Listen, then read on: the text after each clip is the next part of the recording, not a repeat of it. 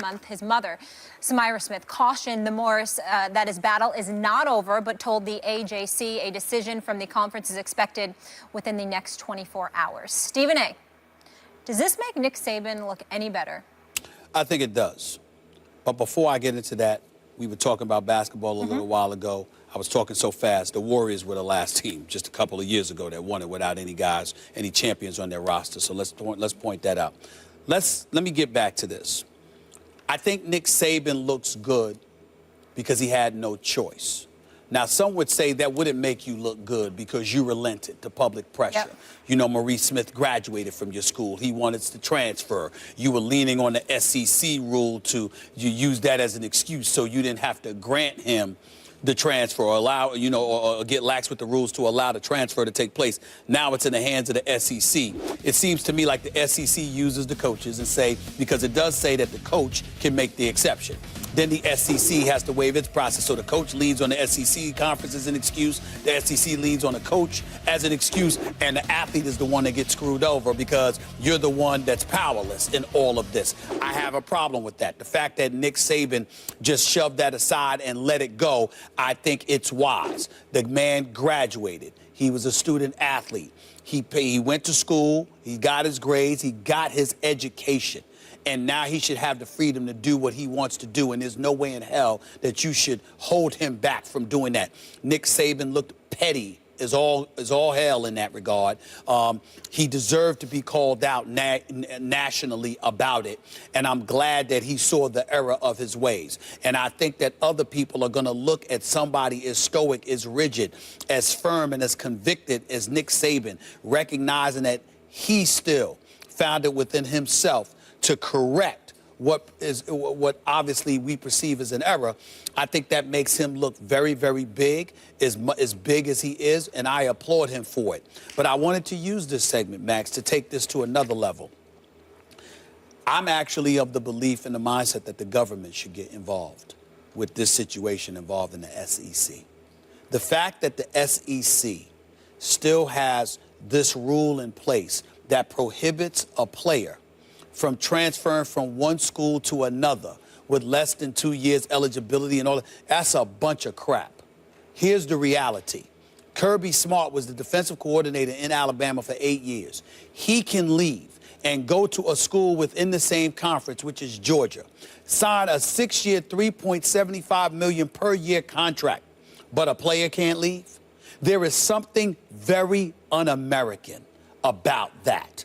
Okay, Reach. I can sit up there and I can talk to the high heavens or whatever. I'm a proud black man, but I'm an American. I can talk about all of that.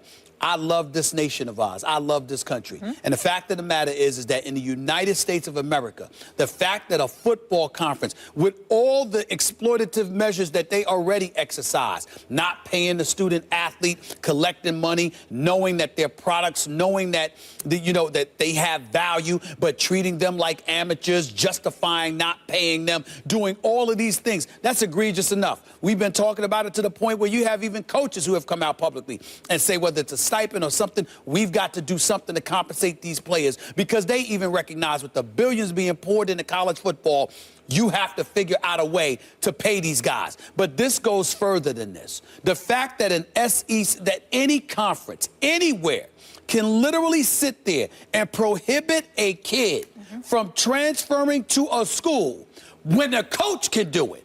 There is something incredibly un-American about it. If Maurice Smith can't be granted a waiver by the SEC and be allowed to transfer to Georgia, why is Kirby Smart allowed to be the head coach at Georgia? I don't have a problem with Kirby Smart going to Georgia. I think a grown man should be allowed to go where he wants. I think if you're a kid over 18 years of age, you get to serve your country. You can put your life on the line. You can die for your country. But you can't transfer to a school because of some bogus rule that's in place. It needs to stop. I believe our government, Congress, should get involved. And I think that somehow, some way, the SEC should be forced to change its rules. You want to transfer to an SEC school, if you got to sit out a year or something, so be it, all right? But if a coach can go and take a job in the same conference, a player should be allowed to as well. It is un-American to deny this man or any player an opportunity to transfer to another school just because they're in the same conference. I think what you're talking about, because I had the same thought, is a legal challenge of some kind. Yes. It's unfair and maybe illegal. I don't know if it can be, at some point it'll be challenged and hopefully changed.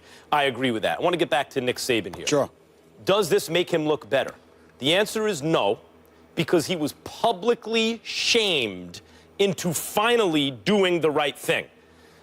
Look, Nick Saban is the greatest living college football coach and arguably the greatest college football coach who ever lived. Who doesn't have a lot of respect for him as a football coach? But here, he's being a bully and worse, because he is using a kid's life and the choices that kid makes now and the direction that his life will take as a pawn in a power struggle with Kirby Smart, with his former defensive coordinator. I mean, that's what's really happening here. He's having a tiff with Kirby Smart. There, SEC thing. Clearly. And he's using this kid as a pawn, but this kid has a life. And when Nick Saban says, I don't think it's in this kid's best interest, who are you to make? First of all, he's graduated. Secondly, that's his choice to make. Whether or not it's in his best interest, coach, that's not your choice, except that it is your choice because you are so empowered by the unfair and maybe illegal rules in college football. But just because you have that power doesn't mean you should exercise it in this way. In fact, once you're given that power, as Uncle Ben in Spider-Man said, with great power comes great responsibility. Yeah. I mean, really, you're given that power. You really do watch your movies, don't you? Well, on the plane, I have nothing. That's when I catch all the movies. I think it's in I the got Bible three little too, kids. I haven't been to a movie in 2 years, but I see them on the plane. The point is that you have that responsibility. Partly you're entrusted with that responsibility because you're expected to behave like an adult, not like a child with a shiny toy that he doesn't want to share with someone else. It's outrageous. Nick Saban here, again, maybe the greatest college football coach of all time, a brilliant, hardworking guy. I understand that. But here, this is the corrupting nature of power. He is too empowered. He's abusing the power. He's using a kid's life as a pawn. And the fact that he would do that and make the comment, I think it's in his best interest, as though this kid who's now graduated college doesn't know what's in his best interest or shouldn't have the right to act on it, is outrageous. Yeah, but the flip side to it is that even though you're a little bit late to the party, you still got to the party. And I give Nick Saban credit for that. He deserves credit for that, number one. Number two, as a leader of young men, by and large, he has, I don't want to say a flawless record because we know it's not flawless, but it's pretty damn impeccable. And when you look at it from that perspective, I'm not going to get on Nick Saban for questioning whether or not something is best for the kid, because one of the reasons that parents allow their kids to go to a program is because the coach there